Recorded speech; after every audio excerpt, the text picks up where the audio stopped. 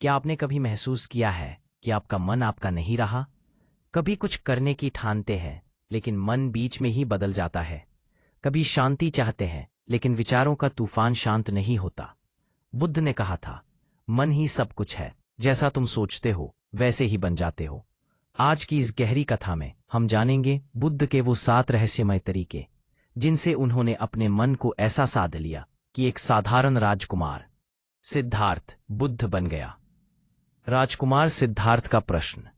एक दिन जब सिद्धार्थ राजमहल में थे, चारों ओर वैभव, सुख, नाच गान, लेकिन उनके मन में प्रश्न उठा, यदि ये सब सुख है तो मन क्यों बेचैन है? तभी उन्होंने देखा, एक वृद्ध, एक बीमार व्यक्ति और एक मृत शरीर। ये 3 दृश्य उनके भीतर तूफान बन गए। उन्होंने महल छोड़ दिया, सब कुछ त्याग दिया और खोज शुरू की मन की शांति की।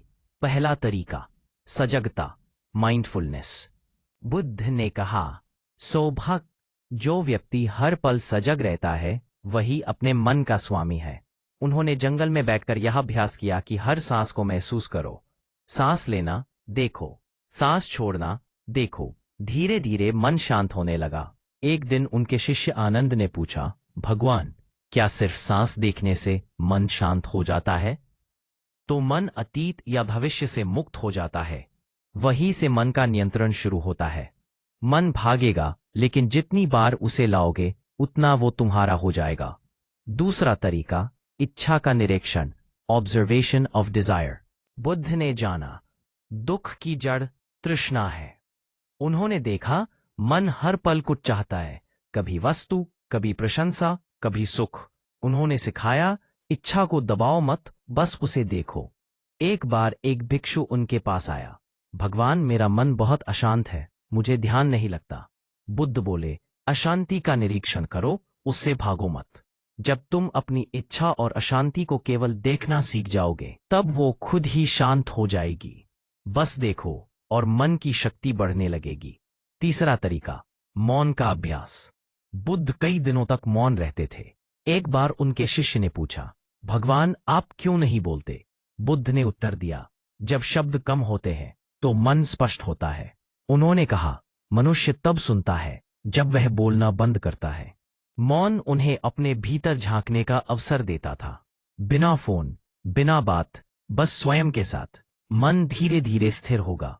चौथा तरीका, संतुलन, द मिडल पाथ। बुद्ध ने कहा, अत्यधिक सुख और अत्यधिक कष्ट दोनों ही मन को भटका देते हैं। उन्होंने एक संगीत वादक से कहा, जब तार बहुत कस जाता है टूट जाता है, जब ढीला होता है संगीत नहीं निकलता। मन को उसी संतुलन पर रखना है जहां संगीत बनता है।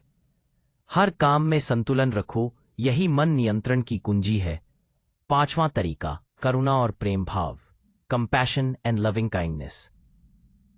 बुद्ध ने कहा, दूसरों के प्रति दया दिखाना अपने मन को शांत करने का सबसे तेज तरीका है। जब हम दूसरों से घृणा करते हैं तो वह जहर पहले हमारे भीतर फैलता है। उन्होंने मैत्री भावना ध्यान सिखाया, जहां हर जीव के लिए मन में यह भावना जगाई जाती है, सभी प्राणी सुखी हो, सभी प्राणी शांत हों।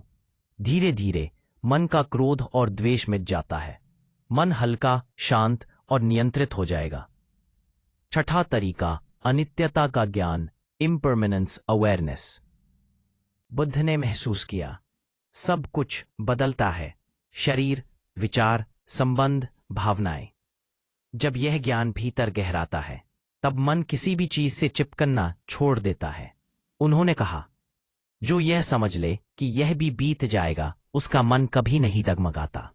बस याद रखो, यह स्थायी नहीं है, मन स्थिर हो जाएगा। सातवां तरीका, ध्यान। वर्षों के तप और साधना के बाद बुद्ध ने बोधि वृक्ष के नीचे ध्यान में प्रवेश किया। उन्होंने मन के हर स्तर को देखा, लालच, भय, धर्म, अहंकार, और अंत में प्रकाश मिला। वो बोले, मैंने संसार को नहीं जीता, मैंने अपने मन को जीता है। यही सबसे बड़ा विजय है। यही अभ्यास धीरे धीरे मन को पूर्ण नियंत्रण में लाता है। अंतिम संदेश। बुद्ध ने कहा, मन सब कुछ है। यदि तुम मन पर विजय पा लेते हो तो कोई तुम्हें हरा नहीं सकता। यह 7 तरीके सिर्फ साधना नहीं, यह जीवन जीने की कला है। अगर तुम इन्हें रोज थोड़ा थोड़ा अपनाओगे तो एक दिन तुम्हारा मन तुम्हारा सेवक बन जाएगा, स्वामी नहीं। क्या आप भी अपने मन के स्वामी बनना चाहते हैं? इन 7 तरीकों में से कौन सा आपको सबसे प्रभावशाली लगा, कमेंट में लिखिए। मैं अपने मन को जीतूंगा।